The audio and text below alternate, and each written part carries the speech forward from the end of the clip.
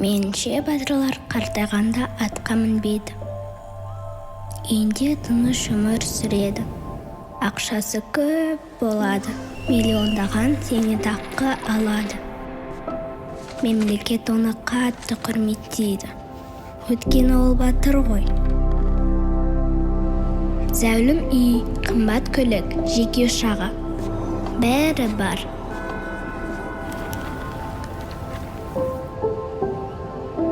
Ол атақты болғандықтан үйіне күнде адамдар топырлап барады.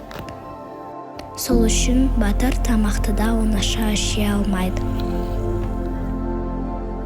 Қанша жыл өтсе де, олар еш қартаймайды.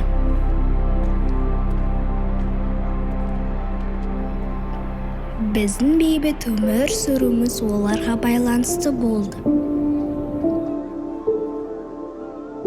Енді олардың қалай өмір сүретіні бізге байланысты ғой.